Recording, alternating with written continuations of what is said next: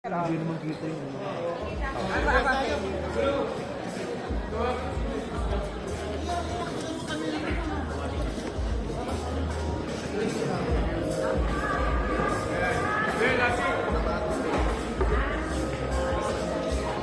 Pacific Surgical. And for today po, I'll be sharing to you our revolution in 3D imaging.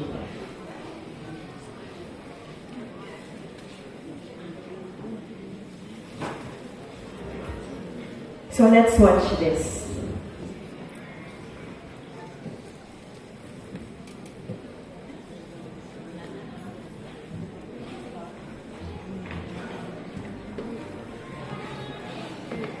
Ano itong inano ni Ron sa ano na?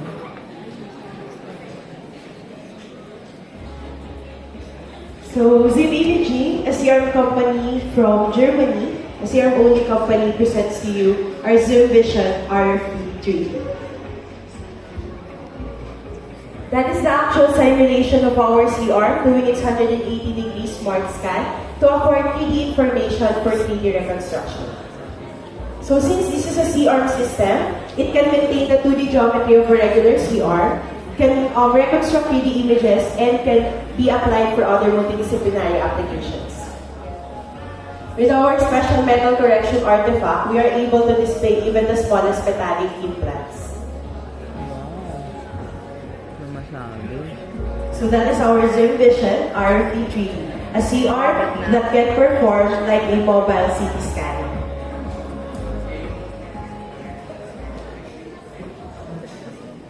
So just to highlight a key feature of our system, our Zoom Vision RFP3D offers a wider range of clinical application, can image 2D images, can produce 2D images and 3D images, and is not only limited to image the midline, but can also image the extremities, upper and lower, including the pelvic girdle and the shoulder girdle. Also, it has a smart nose technology to ensure that the operators, as radiologic technologies, are receiving the lowest radiation possible every exposure. That is around 10 times lower compared to the other brands available in the market. And this here is also easily moved in and out of the operating table since it's not cumbersome. And lastly, one of the key features, it allows infinite exposure with our advanced active cooling system. So it's a water pump system that makes our system heat capacity around 10 million cubics. So for other technicalities, the system uses a TFT amorphous silicon 30 by 30 centimeter detector with 25 kilowatts monoblock generator. So aside from that, it offers a option for field of view sizes. We have small field of view for small anatomical details, the standard, and of course the large field of view for larger anatomical cover. So it can be integrated to available navigation system in the market. So a lot, Brain Lab, Striker, Globus, etc. It has an open navigation interface. So this is just a dosimetry data showing how low is the dose emitted by the system with our smart dose technology. So that involves reduction of pulses every exposure to ensure that the patient and staff is receiving the lowest radiation dose. So our company, Sim Imaging, offers the broadest portfolio in the market in CR technology because we focus our development on CR technology alone. We have mini CR, different or variety of flat panel detector CR, and of course our 3D CR. So another advancement that we developed is a hybrid CR or a CR that can be used for mobile cath lab. So let's watch this.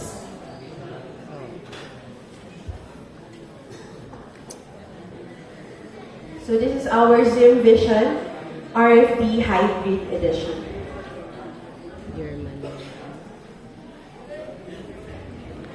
So there is a joystick so that we can manipulate the movement of the CR easily, especially when we are imaging the movement of the heart. It has a 4-axis motorization, horizontal, vertical, orbital, and the angulation or the lateral rotation. So we have a high-powered generator. And yes, it has a collision detector to ensure that the CR is safely rotating around the patient, even if the movement is motorized. So that is our Zim Vision RFE 3D with isocentric mode. Galing.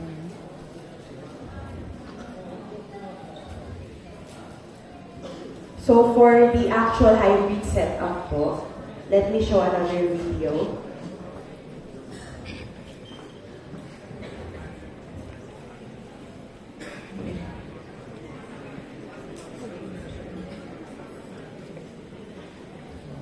So this is our mobile cath lab. So imagine having a cath lab with a CR as your imaging modality. So we are able to connect the CR in external monitors and also integrated with a QMA or a cardiac monitoring devices.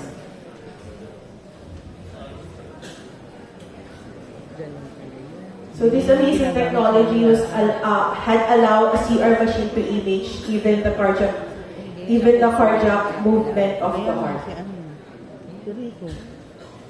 With contrast media, of course. So this is our Zim Vision RFE hybrid. So if you want to know more of our CR products, we have our booth on the adjacent hall near the stage. So you can visit us and register to our booth. Thank you so much again, fellow Radiologic Technologies, and enjoy your convention.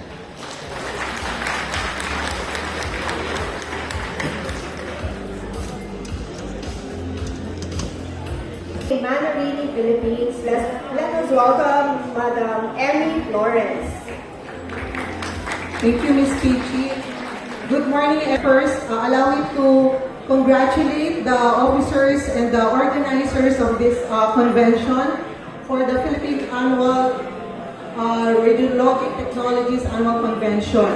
For this morning, allow me to present to you some audiovisual presentations for you to realize that GE Healthcare, which is the manufacturer for contrast media like iodixonal visipate, the only isosmolar contrast in the Philippines, Omnipake, Iohexol, and the Omniscan gadodiamide, GE Healthcare produce quality contrast media for our patients. So please, I'd like to request your attention to watch the video.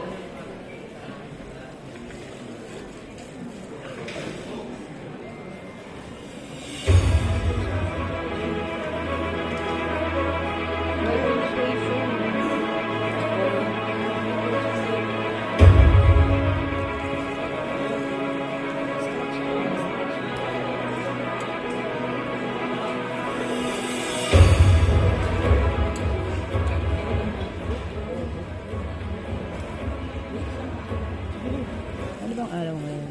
25 na. No? Nangyari. 24 ngayon. Yung mga 26 pala yan. 25 ngayon. Sabi mo 12. Kailan ba birthday ni Jan? Ako.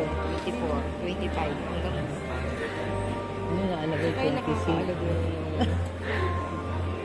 Oo, kasi uwian na tayo ng 26. ng 26. Matantagal.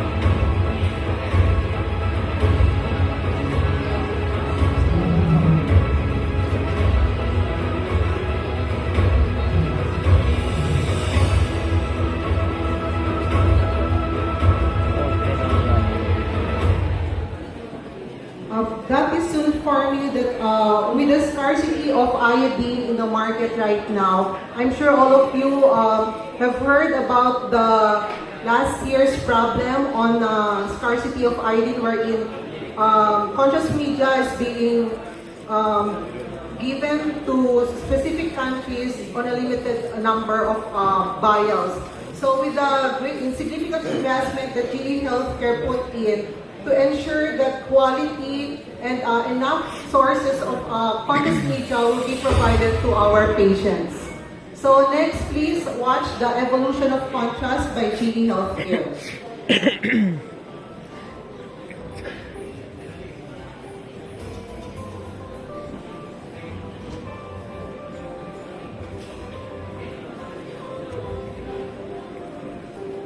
Hello there. Let's take a quick walk, shall we? Back in time. Contrast media's benefits are obvious today, but where did it all start? Well, back in 1895, Röntgen discovered X-rays, and doctors began using them to photograph the inner body, detecting everything solid from broken bones to bullets. But soft tissues?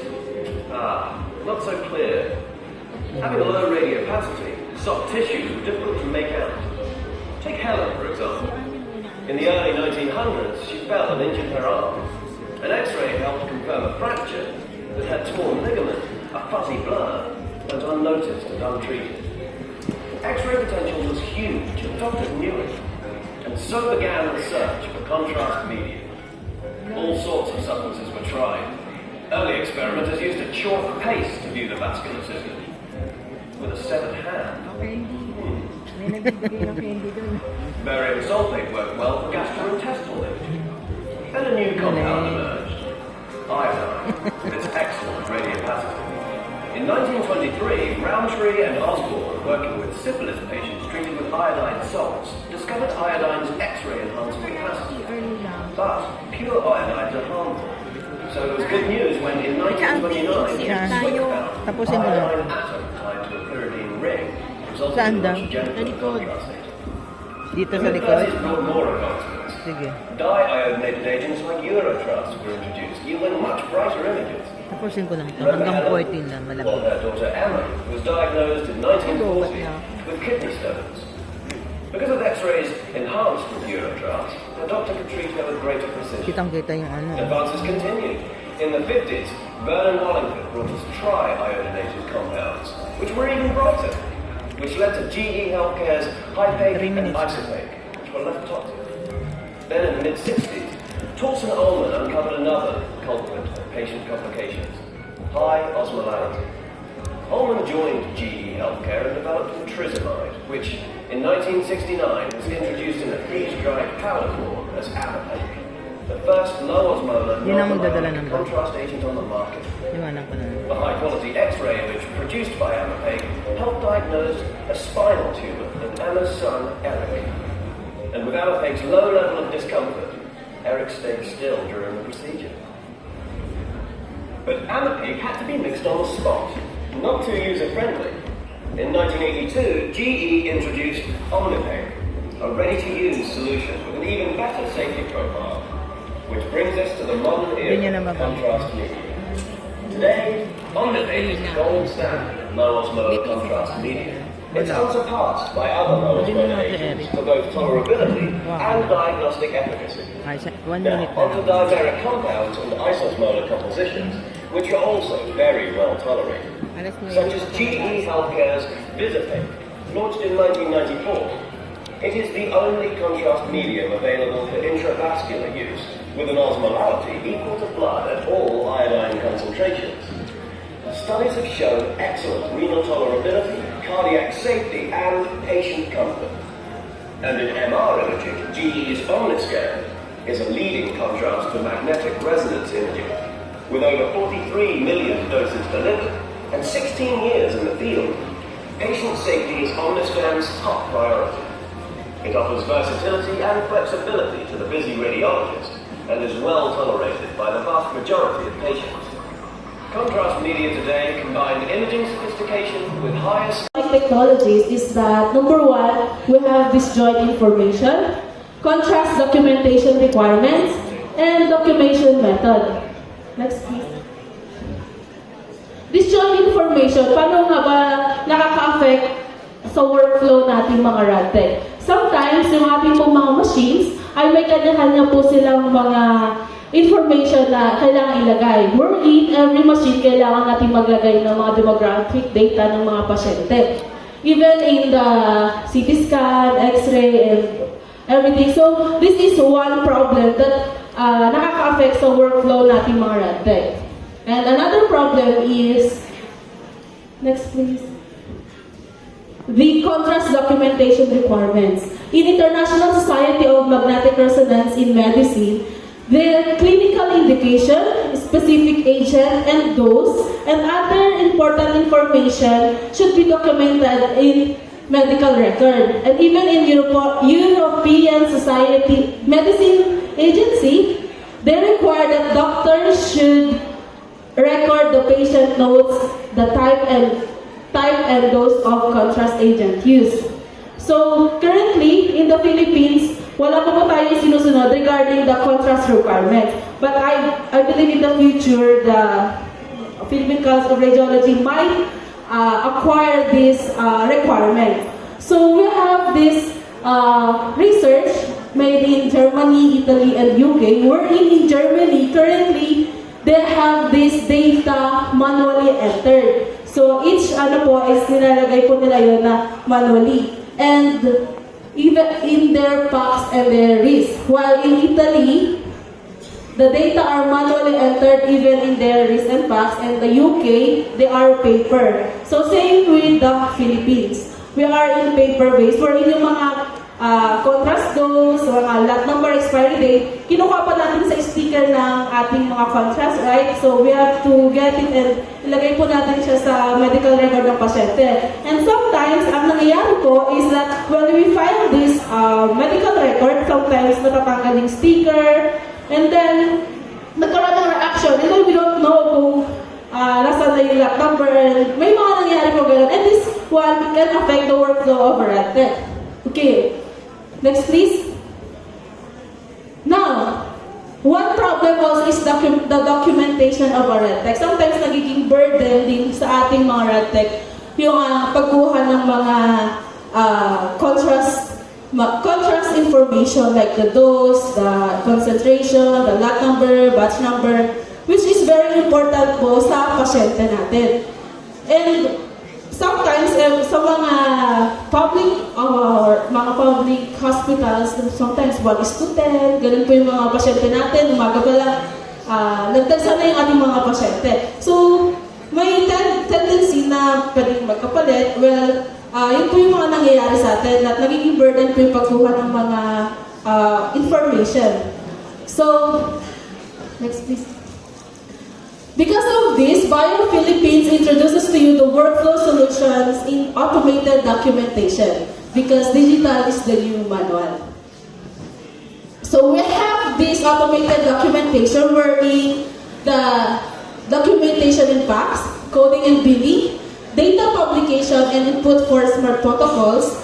In our, next please, we have this barcode reader na kailangan we have this QR code in our contrast na to. We have the UltraVis. Pag binarcode po natin yung makukuha natin yung lot number, expiration, and everything. And then mailalagay niya na po ito sa ating injector. Okay? So, even the technology's ID, kung sino po gumawa ng procedure. And then after acquiring all this, pwede po siyang isend to PACS. So, lahat ng mga information like yung tech ID, yung injection, yung concentration, yung PSI, na-acquire po dito. We call it secondary capture, and then pwede po siyang isend into the PACS. So, we have also the modality worklist, wherein naka-integrate na po siya sa RIS. So, pagka chinek po siya, then you just have to click the patient, and then lahat ng mga important data ng patient ay na-acquire na natin. Okay? Next, please. Right, so we have also this data manager wherein we can also edit, in example, jam dose si patient, and then the next one meron ng mga nag-claim sa pasyente. Then we can edit it in our data manager. Okay? Lahat po ng mga important data like birthday, ayan. So pwede po natin siyang i-edit sa data manager. Okay? Next please. So, sample po dito is the start time and time ng ating examination, patient ID, yan. Birthday, we can accession number for if you have RIS. Okay? Next, please. Yan. So this is the example of our secondary capture that will be sending to the PACS.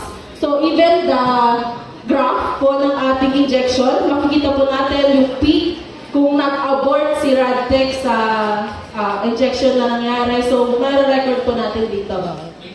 Okay? Next, please. Next. So, automated documentation for the radiologists and the radiologists here. All injection parameters combined in one study. Instant confirmation of the exact injection parameters administered by technologies. And analysis of factors that aid risk-scan decision in the future protocol design. Okay, so for the extra options po, we have report, code, and billing. So, RIS interface po siya. Makikita po nila doon kung ilang anong contrast. Mag-send po sa RIS kung anong contrast. And then, for the billing po, alam po natin yung exact amount ng ginamit na contrast. Okay, next po. Yeah, thank you so much. So that will go for our